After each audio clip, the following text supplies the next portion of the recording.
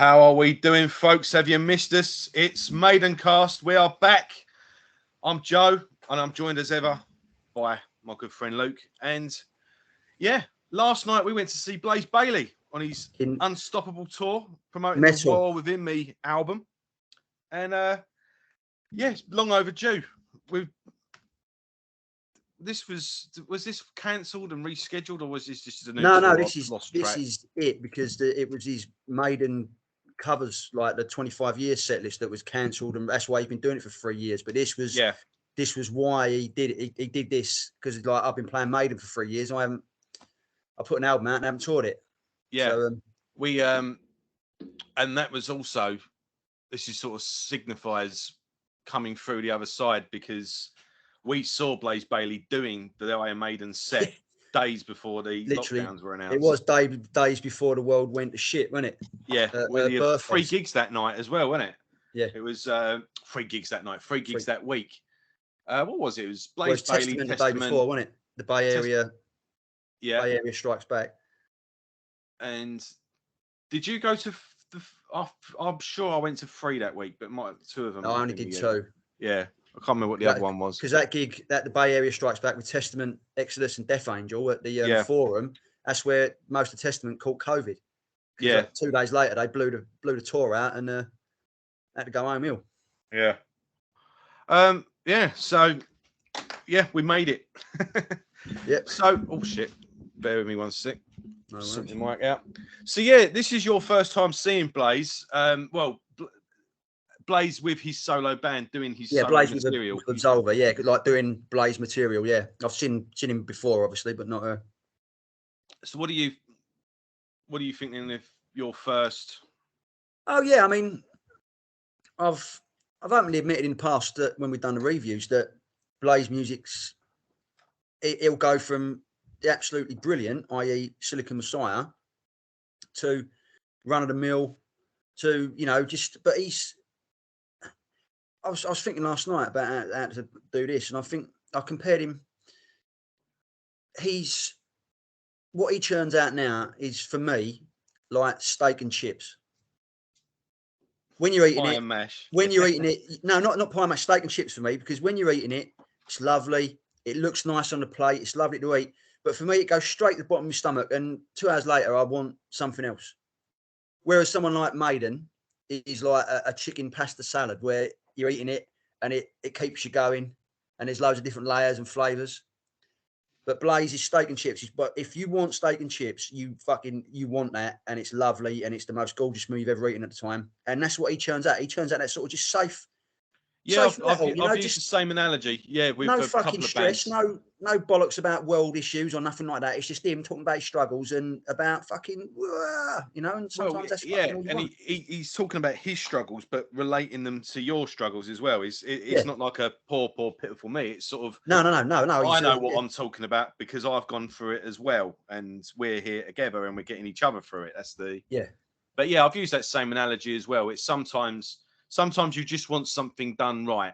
You don't need it reinvented or some new flavour thrown in or new. No, that's it. Sometimes you just want it done. Yeah, as it and I think Blaze is now. Yeah. Blaze for me, and this is about as high a praise I can give the guy, is for me, he's up there with the likes of Maiden and Seven Dust and AC/DC. Mm-hmm. And Airborne to a certain degree, AC/DC, because you know exactly before the album's even released, you know what you're going to get. Yeah. There might be a bit of a variation on a theme in the album, but generally it's that band doing what they do better than anyone else. And for an hour, you're going to forget, like you said last night, forget all your troubles, forget what's going on outside. For that time, you're there with that band, and they do it better than anyone else, that style. And I think Blaze is now in that category. And he owes a lot of that to the Absolver boys, because they are. Yeah, he has. I mean, I've seen him numerous times now throughout the years with different lineups, but he's definitely found his groove with the Absolver boys. He started hiring them because they were a 3-piece to begin with, and it was a different bass player, and that bass player is now in Benediction.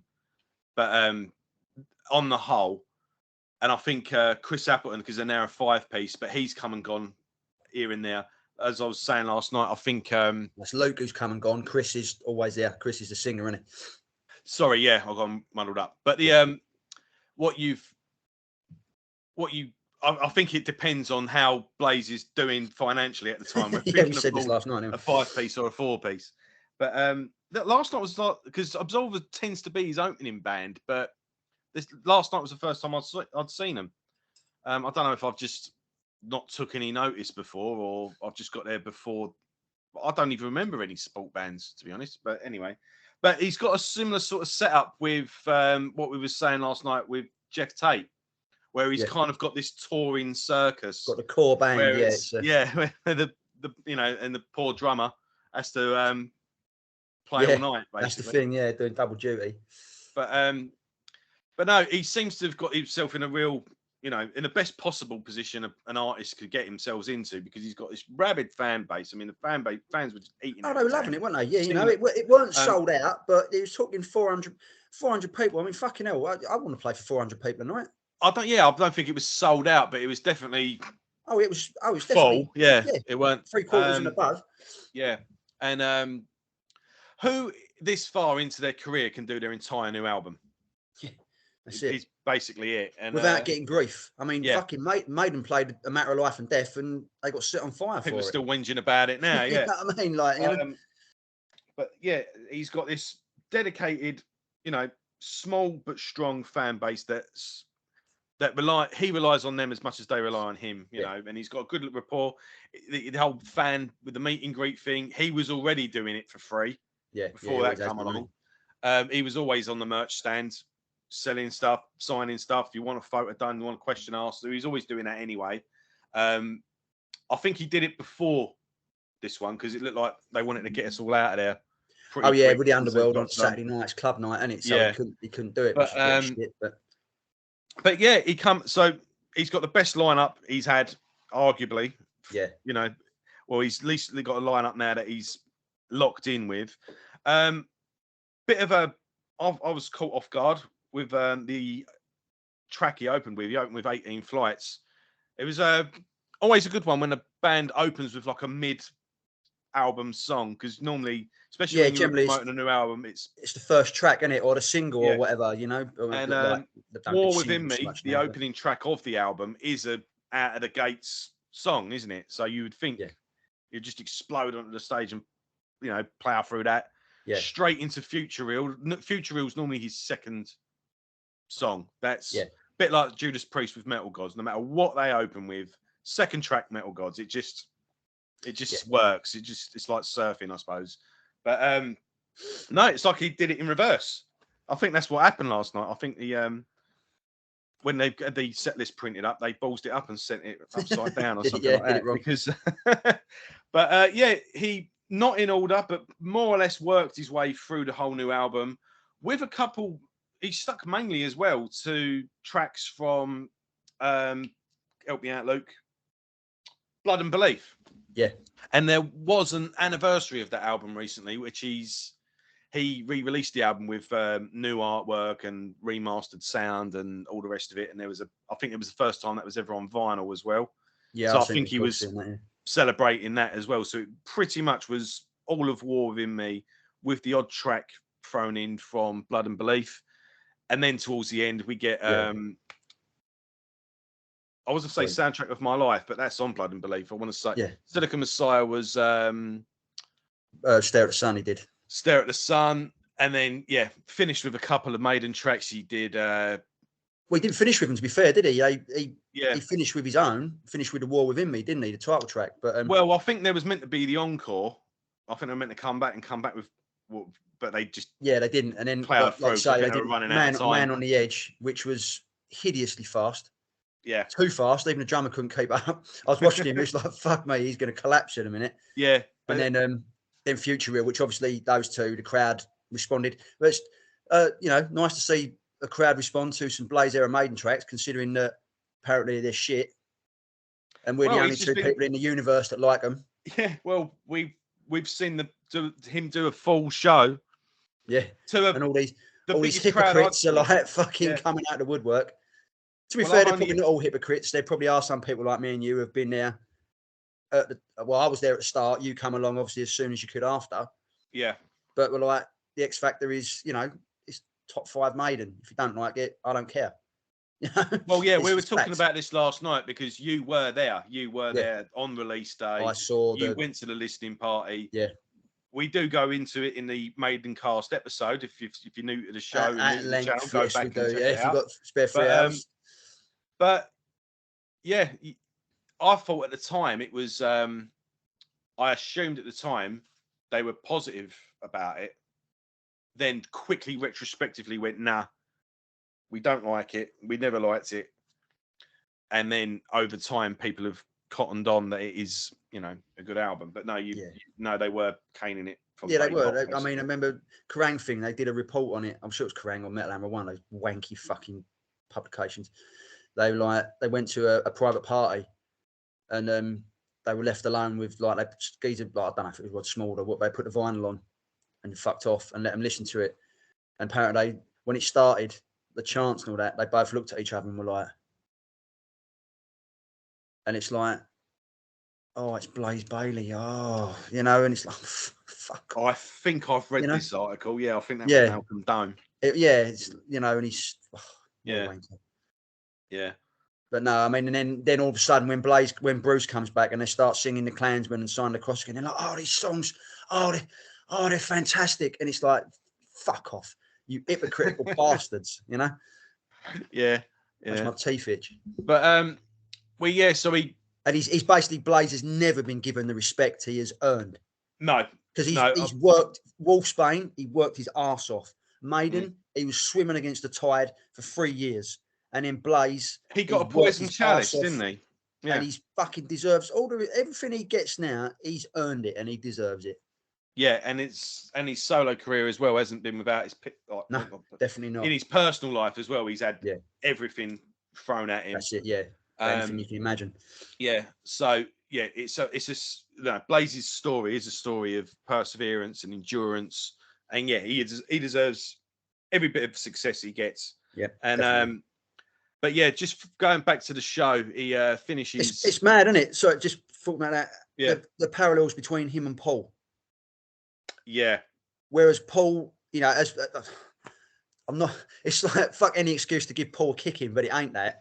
But because Paul has recorded one of my favourite albums of all time in Murder One by Killers, best thing he ever did.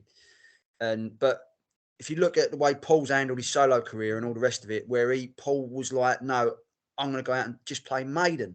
Even when he had 5-6 albums under his belt, he would still do Maiden shows all the time. Not like Blaze did recently for a 25th anniversary or whatever. Yeah. He would never rely on his solo stuff.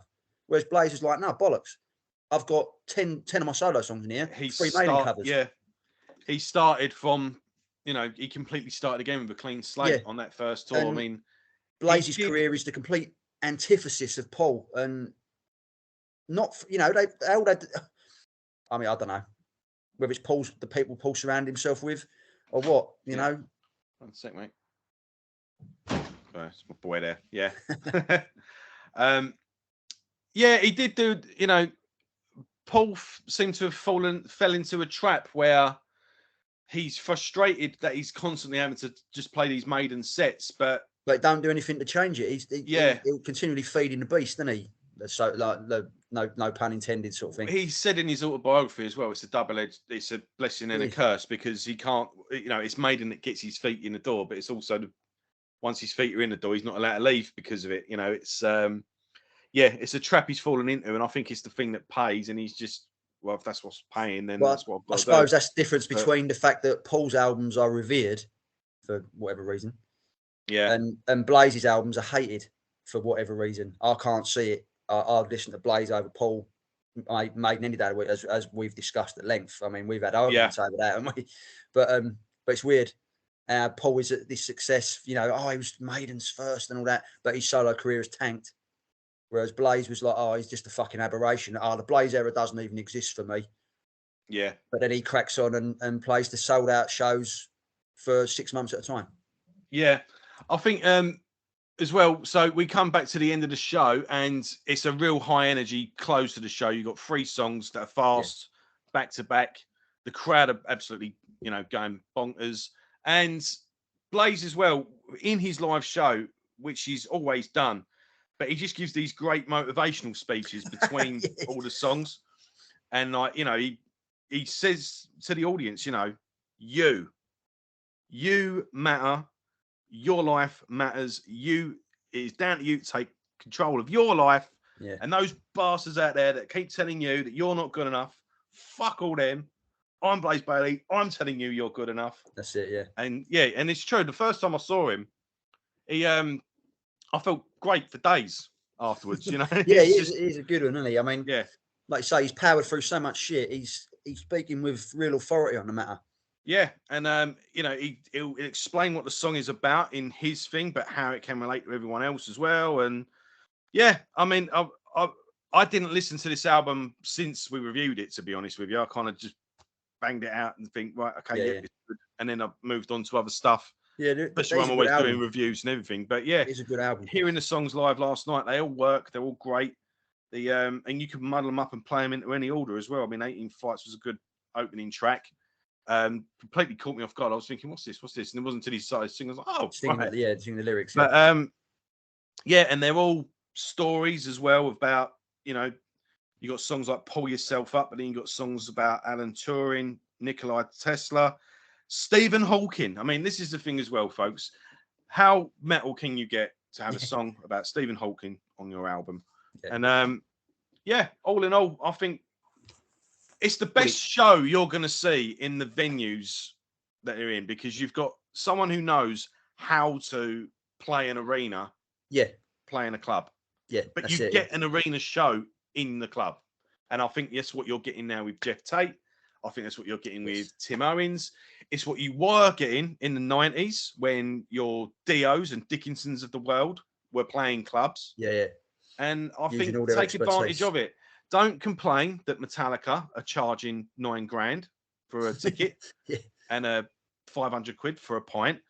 Go to a club and watch a class act that's playing good stuff. And not just a class act, a legend as well. I mean, this is a Maiden frontman. Jeff Tate was the Queensryche frontman.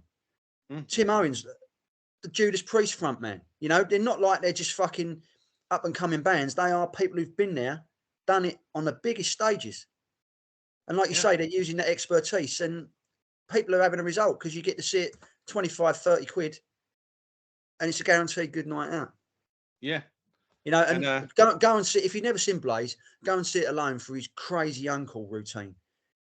It's almost like this persona he puts on. As soon as he walks on stage, when he's fucking, it's like in between the songs when Chris Abbott and he's fucking searing the fretboard off. Some of his expressions, he's looking at the crowd. He's like, yeah. It's like, it fucking cracks me up. He's strutting around the stage like he fucking got a problem with everybody, but he's so into it. Yeah, he's living the dream, and it's fucking brilliant. And I love the geezer. You know, I did have a problem with Blaze when I don't know if I said it. I must have said it when I did the first meet and greet when Maiden did Tower Records on Best of the Beast, and he come across as quite arrogant. He didn't even make eye contact with me. He sort of signed my thing and made a quid remark and pushed me off to Dave, and that stayed with me. But I guess that was him being not knowing how to handle coming from Wolfsbane to being just thrust into the limelight, and I put that down to that, and I've forgiven him for that, because the way he's going about his business now, the way he does his free meet and greets, and the way he interacts with the fans, I think he was just overawed at the time, but now he's got the fucking crowd just in the palm of his hand, and he knows exactly what to say, exactly what to do, and long may he continue. Yeah, I felt bad I didn't buy any merch last night, but when I looked, I was like, I've got it all. Yeah. I was just even there, just digging out me one of him. It's bloody signed already. Signed, yeah. Oh, he signs more anyway, doesn't he? He signs, yeah. If you order from he does the old packages, doesn't he? From the website, it's in that runs it all basically. Yeah. So yeah, like I say, he's got this perfect little operation going on. So yeah, that's another reason to go and see him, because if you don't go and see him, you ain't getting the next album, because the proceeds from the tour pay for the album, don't they? Yeah. And then it's just a fucking circle. So go and see him. Yeah. Well, I think we just about covered it. Yeah, I mean, 5 out of 5 gig. You know, it was a great night out. Walked in there, fucking soaking wet from the pissing rain. But as usual, yeah. And Absolver, they're a fucking great band in their own right.